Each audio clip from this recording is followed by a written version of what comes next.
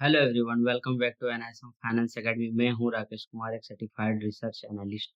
तो जैसे कि अपन प्रीवियस वीडियो में चैप्टर 1 और चैप्टर 2 कंप्लीट कर लिए हैं और साथ में उसके all important MCQ.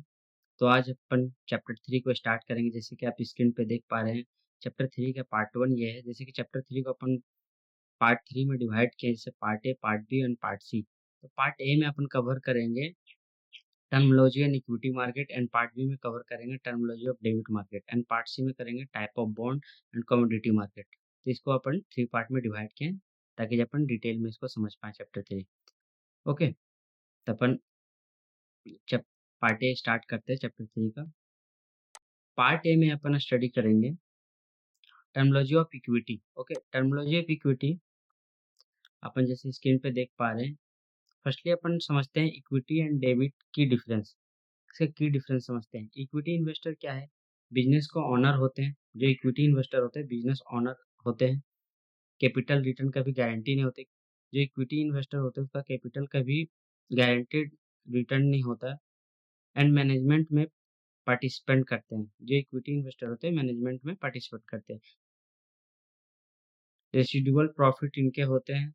High risk high return होता है। इक्विटी इन्वेस्टर क्या होता है? High risk and high return होते हैं। एंड डेबिट इन्वेस्टर क्या होता है? बिजनेस को लैंड करते हैं fix interest and principal maturity पे। इसमें क्या होता है? बिजनेस पे लैंड करते हैं, यानी कि बिजनेस को बोरो करते हैं and fix interest and principal maturity मिलते हैं। एंड मैनेजमेंट में रोल नहीं होते हैं। जो डेबिट इन्वेस्टर होते हैं, डेब्ट इन्वेस्टर होते हैं, मैनेजमेंट में इसका रोल नहीं होता है। एंड क्लेम सिर्फ फिक्स इंटरेस्ट पे होता है। इसका क्लेम सिर्फ फिक्स इंटरेस्ट होता है, जो कि फिक्स इंटरेस्ट मंथली या ईयरली बेस पे होती है। और इसमें डेबिट इन्वेस्टर क्या होता है? Low risk and speedy return होते हैं। ओके, तो एग्जांपल के तौर पर अपन समझते हैं। एग्जांपल, बिजनेस 20% पे बोरो करता है और 14% रिटर्न करता है। तो डेबिट सिर्फ 20% मिलता है। ओके, एक्सिस 2% इक्विटी इन्वेस्टर को। जैसे कि आप एग्जांपल पे देख पा रहे हैं, कोई भी बिजनेस 20% पे बोरो करता है और 14% अर्न करता है। डेबिट को सिर्फ 20% मिलता है, सॉरी 12% मिलता है। तो एक्साइसिस क्या? 2% इक्विटी इन्वेस्टर को मिलता है। तो अपन आगे चलते हैं। आगे जैसे आप देख पा रहे हैं, face value and book value, ये बहुत इंपॉर्टेंट है। Face value and book value. जैसे फेस वैल्यू क्या होता है? अपन फेस वैल्यू को देखते हैं। फेस वैल्यू शेयर का नॉमिनल प्राइस होता है। जो शेयर होता है उसको नॉमिनल प्राइस को अपन फेस वैल्यू बोलते हैं। अब जैसे एग्जांपल के share capital equal to share into face value. जैसे एग्जांपल 1 लाख का शेयर है इंटू 10 रुपये फेस वैल्यू। अगर 1 लाख का शेयर है तो उसका 10 रुपीज फेस वैल्यू है, यानी कि 10 लाख उसका कैपिटल हो गया। कोई भी जैसे आप 1 लाख के शेयर है और फेस वैल्यू अगर 10 रुपीज है तो उसका कैपिटल कितना हो गया? 10 लाख कैपिटल हो गया। तो डिविडेंड ऑफ फेस वैल्यू, अगर कभी भी डिविडेंड निकलता है फेस वैल्यू से परसेंटेज जो रहता है उसका डिविडेंड रहता है। तो dividend percent of face value पे कैलकुलेट होता है। लाइक 30% डिविडेंड अगर है तो 10, जो फेस वैल्यू अपना 10 था उसका 30% यानी कि 3। आप देख पा रहे हैं 10 रुपीज फेस वैल्यू का 30% डिविडेंड यानी कि 3 rupees, 30 rupees per share dividend मिलेगा जो शेयर होल्डर होगा। ओके, तो स्प्लिट एंड कंसोलिडेशन पे फेस वैल्यू चेंज होती है। स्प्लिट और कंसोलिडेशन पे फेस वैल्यू चेंज होती है। इसको स्प्लिट एंड कंसोलिडेशन को अपन आगे डिटेल में पढ़ेंगे। And book value, book value क्या होता है? कंपनी के नेट वर्थ पर शेयर। बुक वैल्यू एक तरह समझ सकते हैं कि कंपनी की एक तरह से औकात, लाइक कंपनी की कितनी नेट वर्थ है। कंपनी का नेट वर्थ पर शेयर फॉर्मूला, इसका फॉर्मूला होता है बुक वैल्यू का, net worth divided by outstanding share. जो नेट वर्थ होती है इसका formula net worth divided by outstanding of share.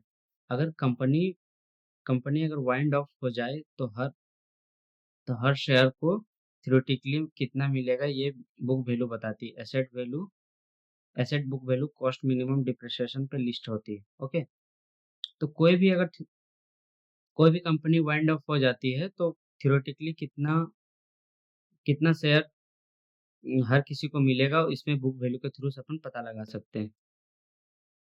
अब नेक्स्ट अपन देख पा रहे हैं स्क्रीन पे market value, replacement value, intrinsic value. अब मार्केट वैल्यू क्या होता है? अब हम तीनों को डिफरेंस समझते हैं। मार्केट वैल्यू क्या? शेयर का मार्केट प्राइस। शेयर का जो मार्केट प्राइस होता है उसको मार्केट वैल्यू कहते हैं। लाइक कोई भी शेयर है अगर उसका मार्केट वैल्यू जो अभी करंट में चल रहा है उसको मार्केट वैल्यू बोलते हैं। ओके, अब मार्केट कैपिटलाइजेशन इक्वल टू क्या होता है? Market capitalisation price into outstanding share. Market capitalisation का फॉर्मूला क्या होता है? Price into outstanding share. Company performance market sentiment और लिक्विडिटी पर डिपेंड करती है। जो मार्केट प्राइस होती है वो कंपनी के performance, market sentiment and liquidity पर डिपेंड करता है। ओके। अब रिप्लेसमेंट वैल्यू क्या होता है? आज के रेट का कंपनी का सारे एसेट दोबारा खरीदने में कितना खर्चा आएगा, ये रिप्लेसमेंट वैल्यू कहलाता है। जैसे कि आज के रेट पे कंपनी को सारे एसेट दोबारा खरीदना पड़ेगा, तो कितना खर्चा आएगा उसको रिप्लेसमेंट वैल्यू बोलते हैं। जैसे कि अपन समझ सकते हैं, कोई भी शेयर अगर लाइक 10,000 एगो अगर बिफोर वो लॉन्च हुआ था और आज के डेट में 10,000 एगो उसका रेट टेन रुपीज था और आज के डेट में उसका 20 रुपीज, तो आज के करंट वैल्यू के हिसाब से उसका रेट कितना कितना वो खर्च आएगा, उस वैल्यू को निकालने के लिए अपन रिप्लेसमेंट वैल्यू बोलते हैं। ओके। और इंट्रिंसिक वैल्यू क्या होता है? वॉरेन बफेट इंटरेस्टिंग वैल्यू क्या था? वॉरेन बफेट एक इकोनॉमिस्ट थे, उन्होंने बताया था discounted value of case that can be taken out A business during its during its the remaining life. यानी कि फ्यूचर कैश वैल्यू को प्रेजेंट वैल्यू, कोई भी फ्यूचर वैल्यू को प्रेजेंट वैल्यू में निकालना, उसको इंट्रिंसिक वैल्यू बोलते हैं। जैसे फ्यूचर वैल्यू को करंट में एज्यूम करना, उस वैल्यू को इंट्रिंसिक वैल्यू बोलते हैं। ओके। जैसे कि आप डिफिनेशन में देख पा रहे हैं, फ्यूचर कैश वैल्यू का प्रेजेंट वैल्यू में कन्वर्ट करने के लिए इंस्ट्रिक वैल्यू कहते हैं। अगर इंस्ट्रिक वैल्यू ज़्यादा हो मार्केट प्राइस, तो ये अंडर वैल्यूड हो गया। ओके।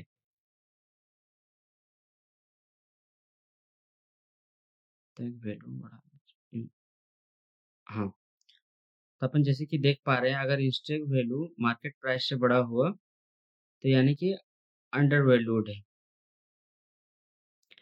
जैसे कि मैं यहाँ पे देख पा रहा हूँ, ये शायद लिखने टाइप करने में रॉन्ग हो गया। जैसे अगर कभी इंस्टेक वैल्यू अगर मार्केट प्राइस से ज़्यादा रहे, तो ओवर वैल्यू होता है, और अगर मार्केट प्राइस से इंस्टेक वैल्यू कम होता है, तो वो अंडर प्राइस्ड होता है। ओके। तो यहाँ पे आप कंफ्यूज नहीं हो गए, इसमें थोड़ा मिस टाइपिंग हो गया है।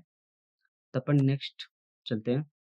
नेक्स्ट टॉपिक है अपना मार्केट कैपिटलाइजेशन। मार्केट कैपिटलाइजेशन जैसे कि अपन मार्केट में अभी पढ़े थे अपन ने, इसका फॉर्मूला मार्केट कैपिटलाइजेशन होता है market price into outstanding share. अब मार्केट कैपिटलाइजेशन क्या होता है कि जो मार्केट प्राइस है और जितने भी आउटस्टैंडिंग शेयर है, लाइक जो भी कोई भी शेयर का भी जो प्राइस है और कितने शेयर हैं, उसको इंटू करेंगे तो अपन मार्केट कैपिटलाइजेशन निकलेगा उस चीज़ का। तो एग्जांपल, अगर 1 लाख शेयर है और 20 सीपीएम है इसका करंट प्राइस है, तो इसका टोटल हो जाएगा 20 लाख मार्केट कैपिटलाइजेशन। ओके।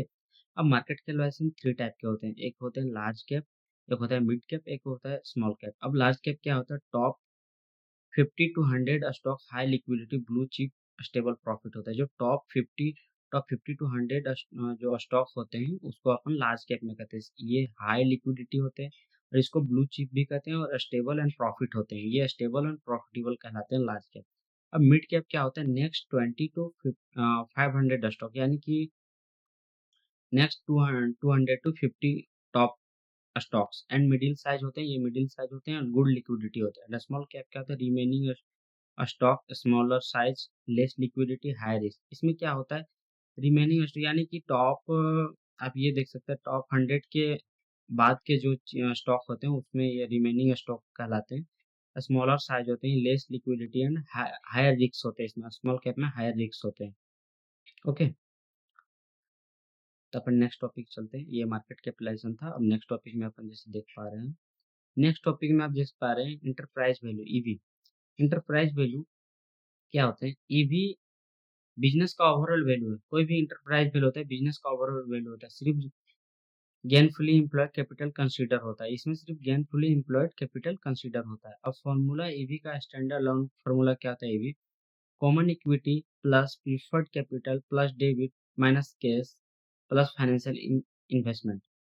इसको अपन बेसिक समझते हैं। कोई भी इंटरप्राइज वैल्यू, लाइक अगर किसी को सेल आउट करना है बिजनेस को, एंटरप्राइज, तो उस चीज का अभी करंट में क्या वैल्यू आएगा, उसको एंटरप्राइज वैल्यू बोलते हैं। लाइक जैसे आप आपकी कोई भी बिजनेस है, कोई भी कंपनी है, तो उस चीज का अभी करंट वैल्यू क्या निकलेगा उस चीज का, लाइक कैसे अपन इसको निकालेंगे? लाइक जो उसका अभी कॉमन इक्विटी है एंड प्रीफर्ड कैपिटल है, आपका डेप्थ कितना है, अब अभी आपके बिजनेस में कितना लोन आप लेके रखे हैं, डेप्थ कितना है आपको वो। अब माइनस माइनस क्या होता है इसमें, केस लाइक अगर आपके पास अगर बिजनेस में आपने केस अभी रिजर्व करके रखी है लाइक, तो वो केस आप माइनस करके रख लीजिए, और आप अगर सेल आउट कर रहे हैं तो वो केस खुद माइनस इसलिए होता है केस, क्योंकि आप बिजनेस अगर सेल आउट कर रहे हैं तो कोई भी बिजनेस अगर परचेस करेगा आपसे तो आपको केस ना लेके आप वो जो सेकंड पर्सन होगा वो आपको बोलेगा केस आप खुद रख लीजिए, और केस माइनस करके आपका जो एंटरप्राइज वैल्यू होता है वो मुझे बताइए। तो एग्जैक्टली वही है, आप जैसे देख पा रहे हैं, आप एक एग्जांपल कैलकुलेशन के तौर पर समझ सकते हैं। मार्केट कैप जो है आपका 34 करोड़ है एंड डेब्ट डेब्ट आउटस्टैंडिंग है 8.5 एंड प्रीफर्ड कैपिटल है 6.4 एंड लेस केस, जो आपका केस अभी रिजर्व है, इसलिए जो केस होता है लेस किया जाता है, तो 2.5 है एंड लेस फाइनेंशियल इंस्ट्रूमेंट 1.4, तो टोटल इंटरप्राइज वैल्यू हो गया आपका 45 करोड़। ओके, अब की इनसाइट क्या है इसमें, ईवी इक्वेशंस के लिए यूजफुल है, बायर को डेबिट भी एज्यूम करना पड़ता है, जो बायर होता है उसको डेबिट, लाइक अगर कहीं आप कोई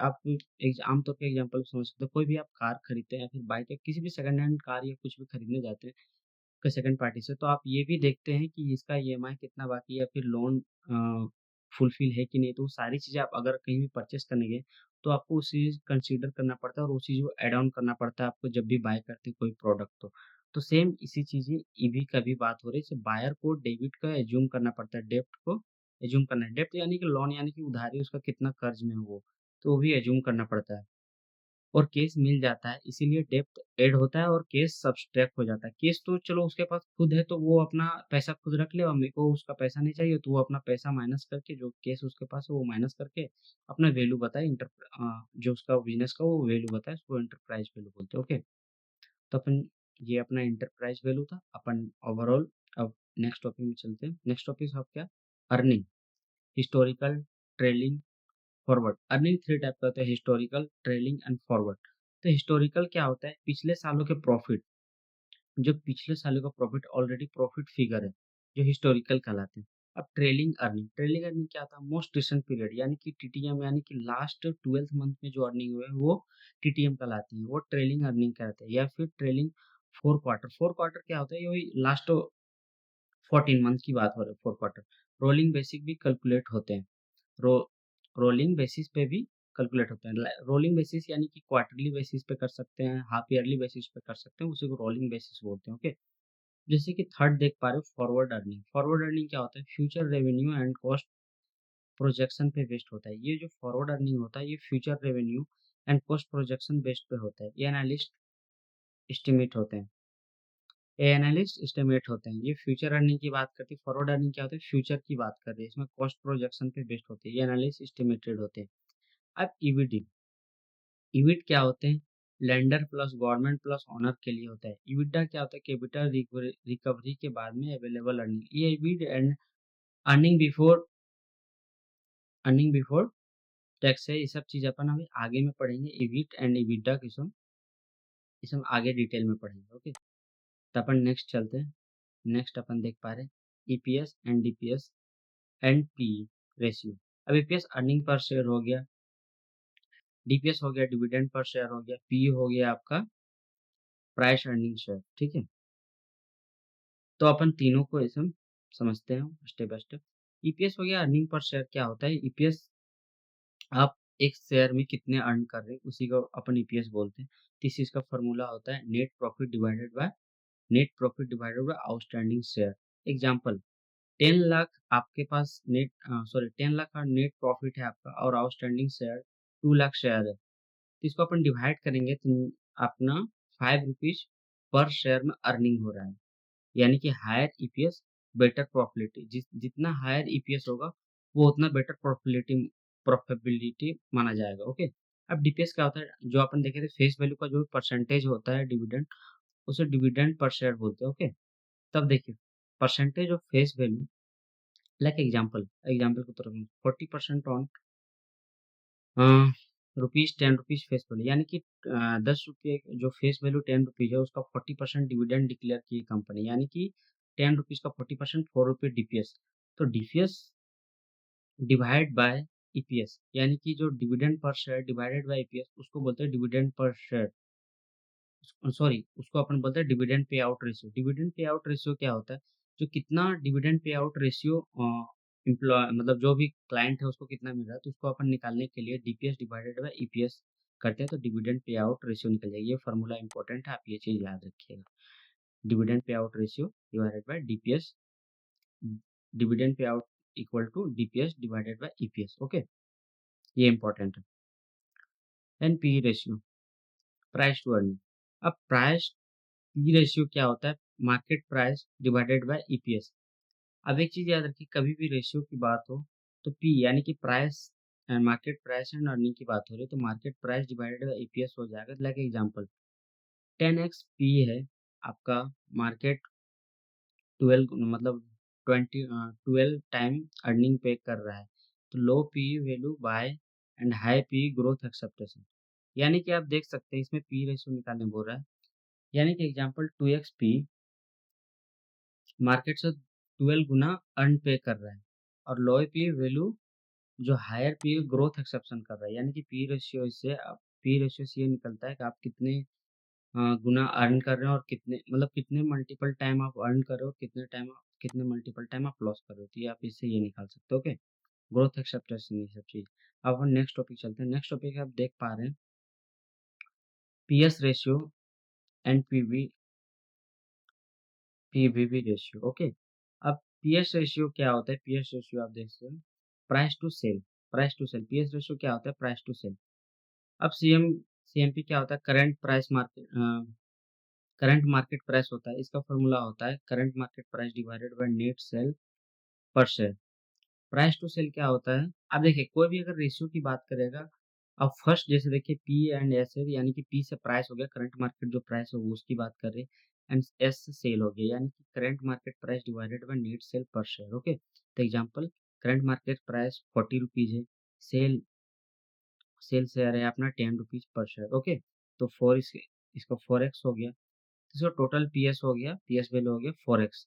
यानी कि अब इसमें देख पा रहे हैं लॉस मेकिंग कंपनी के लिए यूजफुल जब पी रेशियो मीनिंग मीनिंगलेस हो। Lower PS relatively under valued होते हैं। जो लोअर पीएस होते हैं वो रिलेटिवली अंडर वैल्यूड होते हैं। और अंडर वैल्यूड अपन किसको बोलते हैं? जो अपन अभी स्टार्टिंग में पढ़े थे, इंस्टिंक्ट वैल्यू जब मार्केट प्राइस से कम, तो उसको अंडर वैल्यूड बोलते हैं। Price to book value, price to book value क्या होता है? अब जैसे अपन price to book value, current market price divided by book value per share. अब इसमें क्या है? प्राइस टू बुक वैल्यू का फॉर्मूला क्या होता है? Market price divided by book value per share. तो इसका एग्जांपल समझते हैं। अगर करंट प्राइस 20 रुपीज है और book value per share 10 rupees, तो इसका पीवी रेशियो हो जाएगा इसका 2x। अगर पीवी रेशियो ग्रेटर देन 1 हो, trading below book value potentially under value ये कहलाते हैं। बैंकिंग फाइनेंशियल स्टॉक के लिए बेस्ट है, लेकिन पीवी वन हमेशा बार्गेनिंग नहीं होते हैं। रीजन चेक करो। अब देखिए इसमें रीजन यहाँ पे दिया है पीएस रेशियो। पीएस रेशियो जिसमें आप देख पा रहे हैं for loss making company. PS ratio क्या होता है? For loss making company. कोई भी लॉस मेकिंग कंपनी के लिए पीएस रेशियो निकाला जाता है। कोई भी कंपनी अगर लॉस मेकिंग कर रही है, लॉस कर रही है, तो उसके लिए पीएस रेशियो का यूज किया जाता है। ये आपको एमसीक्यू में डायरेक्ट क्वेश्चन आ सकते हैं कि और कोई भी कंपनी लॉस मेकिंग कंपनी में जा रही है तो इसके लिए कौन सा रेशियो अपन यूज कर सकते थे। ये चीज अपन याद कर रख सकते हैं, डायरेक्ट क्वेश्चन इससे आ सकते हैं पीएस रेशियो। अब देखिए current market price divided by sales per share, ये तो PS ratio formula. Lower is better, इसका जो पीएस रेशियो होता है लोअर इज बेटर होता है। जो भी कंपनी का लोअर पीएस रेशियो होगा वो कंपनी बेटर होती है। ओके, पीवी रेशियो क्या होता है? फॉर बैंक एंड फाइनेंशियल, ये बैंक और फाइनेंशियल के लिए होती है। ये भी आपको डायरेक्ट क्वेश्चन एमसीक्यू में आ सकते हैं। पीवी रेशियो किस रिगार्ड पे वर्क होती है, किस यूटिलाइज आती है? तो ये पीवी रेशियो बैंक और फाइनेंस के लिए यूज होते हैं। CMP current market price divided by book value, इसी फॉर्मूला है इसका पीवी रेशियो का। Below 1 means under value. अगर एक से अगर कम है, ये पीवी रेशियो अगर 1 से कम है तो ये अंडर वैल्यू के अंडर आएगी। ओके, अंडर वैल्यू कहलाएगी। अपन नेक्स्ट टॉपिक चलते हैं। नेक्स्ट टॉपिक जैसे देख पा रहे हैं differential voting right, DVR. Differential voting right, DVR. तो डीवीआर होता क्या है? नॉर्मल शेयर जैसा ही है, लेकिन एक से कम वोटिंग राइट पर शेयर है। एक से कम voting right share, capital raise करो बिना वोटिंग राइट डाइल्यूट किए। इसमें क्या है, नॉर्मल शेयर जैसा ही है, लेकिन इसमें क्या है, एक से कम वोटिंग राइट पर शेयर। लाइक अगर कोई भी नॉर्मल इक्विटी शेयर होल्डर का अगर जो राइट वैल्यू होता है, इससे इसका कम वोटिंग राइट होता है। कैपिटल राइज करो बिना वोटिंग राइट डाइल्यूट किए जाते हैं। इन्वेस्टर के लिए, ये इन्वेस्टर के लिए जो लोग सिर्फ डिविडेंड और कैपिटल एप्रिसिएशन चाहते हैं, वोटिंग राइट में इंटरेस्टेड नहीं है, उनके लिए अट्रैक्टिव है। जैसे कि कोई भी कस्टमर है, कोई भी क्लाइंट है, उसको कोई वोटिंग राइट से कोई मतलब नहीं, उसको सिर्फ डिविडेंड और कैपिटल एप्रिसिएशन से मतलब है, उसके लिए ये डीवीआर अट्रैक्टिव एंड इंटरेस्टेड होता है। कॉमन शेयर से डिस्काउंट पे ट्रेड होती है, कॉमन जो शेयर होता है उसे डिस्काउंट पे ट्रेड होती है। कंपनी एक्ट 2013 रूल में मिनिमम 10% डिविडेंड पिछले 3 साल से DVR share total paid capital का 25% से ज़्यादा नहीं Tata motor Pantaloons. Okay, minimum 10% dividend पिछले 3 साल से, ये रूल निकाले कंपनी एक्ट 2013 रूल्स में, मिनिमम 10% डिविडेंड पिछले 3 साल से and DVR share total paid capital का 25% से ज़्यादा नहीं दे सकती। Example Tata motors Pantaloons. Okay, तो ये अपना पार्ट 1 कंप्लीट हुआ है। अब अपन नेक्स्ट में पार्ट 2 पार्ट बी कंप्लीट करेंगे। इसमें टर्मिनोलॉजी ऑफ डेबिट मार्केट को कवर करेंगे। ओके, तो अगर आपको इस चीज़ में कोई भी डाउट हुआ, कोई भी टॉपिक में, तो आप मुझे कमेंट में पूछ सकते हैं, या फिर वीडियो को एक बार फिर से देखिएगा। अगर कोई चीज़ समझ में नहीं आएगा तो अपन नेक्स्ट टॉपिक, जो नेक्स्ट टॉपिक होगा अपना पार्ट बी, उसको अपन कवर करेंगे टर्मिनोलॉजी ऑफ डेबिट मार्केट में। ओके, बाकी अगर कोई भी डाउट हो तो अपन कमेंट में पूछ सकते हैं, मैं उसका ज़रूर जवाब दूंगा। बाकी अगर वीडियो अच्छा लगा तो लाइक करें, शेयर करें और सब्सक्राइब करना ना भूलें, ताकि इन फ्यूचर में आने वाले वीडियो आपका मिस ना हो। Okay, thank you, bye bye. Videos बनाने हैं फिल्मोरा है ना।